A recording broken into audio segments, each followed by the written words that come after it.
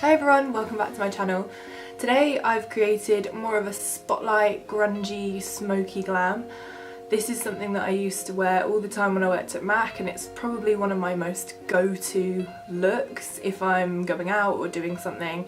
I like the fact that it's got a bit of glitz in it, but I don't really suit more of a cut crease shape, so putting a spotlight on the eye is a really great way of opening the eye up without having to go to all the effort of cutting a crease. And for my more hooded eyes, it just means that my eyelids look like they've got way more space than they actually do. So if you like what you see and you want to learn how to create this look as well, then just keep watching.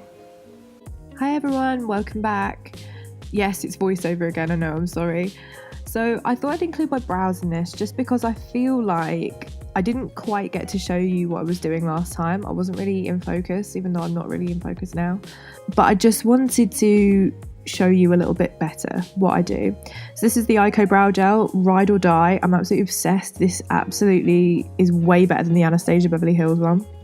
I also wanted to include how I do the carving out of the brow as well in the video, just because I feel like with my eye base I do put quite a lot of stuff on, but that is because my eyelids are very discoloured. It actually doesn't come up very well on camera, but in person I have very, very discoloured eyelids. And I can't really get away with doing a light covering of eye base. I need to pack on quite a bit. Plus I also like to have quite a lot on for when I put the eyeshadow on. I just feel like it blends better. Just using my dry beauty blender just to buff out those edges. So I'm going to go in with Melchior Professional. This is Autumn Sunset. I normally use this as a middle shade, but I absolutely love the depth of this colour. I started working with it the other day, and you can build this colour up to be so many different shades of brown. I'm obsessed with these shadows, absolutely in love with them.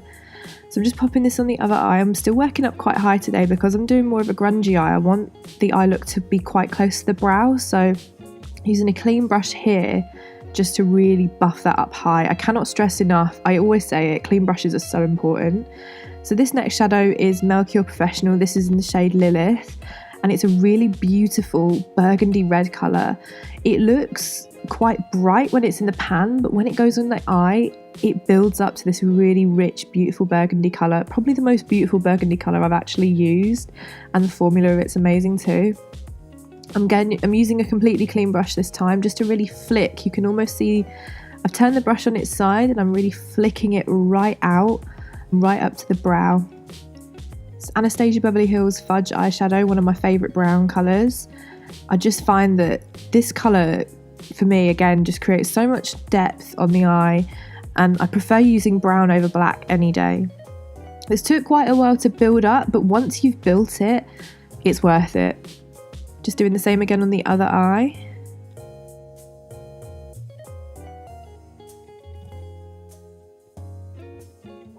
And I'm going in a little bit again with that Lilith eyeshadow round the edges of where I've put that brown, just so everything blends into each other and it makes it look like my crease is a lot deeper than it actually is.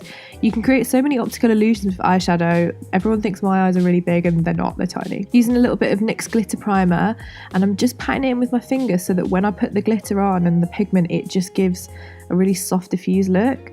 So this is the star of the show. This is Peach's Makeup Pigment in Fangulous. It's such an amazing colour. Whatever shadow you put it over, it creates this beautiful greeny purple colour. Urban Decay Naked Skin Concealer.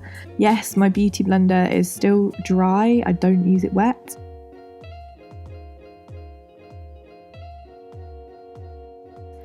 Little bit more of that Lilith shade, just going over those edges just to make sure that everything is really seamless. So I always put what's on top underneath. So this is Melchior Professional Autumn Sunset. Again, the depth, you can really see it build up here. It's such a beautiful and unusual brown colour. The closest thing I can compare it to is Anastasia Beverly Hills Caramel, but that doesn't build up anywhere near as beautifully as this does. Now I've got the Lilith shade on a 221 brush from MAC, one of my all-time favourite brushes for blending under the eye, and just getting rid of any excess with the beauty blender. This is the NYX pencil in dark brown. So one thing that I really love about this pencil is obviously it goes on really, really well, but it's got a really wet texture to it. So it creates a really grungy, messy, smoky eye that's got this wet look texture to it. I absolutely love the way that it looks on my eye. It's definitely not matte at all. A little bit of mascara. This is MAC Extended Play.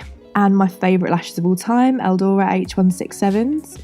I love these eyelashes because my eyes are quite small and hooded, so this doesn't stop anybody from being able to see the eyeshadow, but still gives me all the drama that I need. Topshop Illuminator drops in the shade Phoenix. And I'm just going over with the bronzer that I used, which was MAC Dark Mineralize. This is the Jaclyn Hill palette. This is the shade Burn, and it's just the perfect inner corner highlight.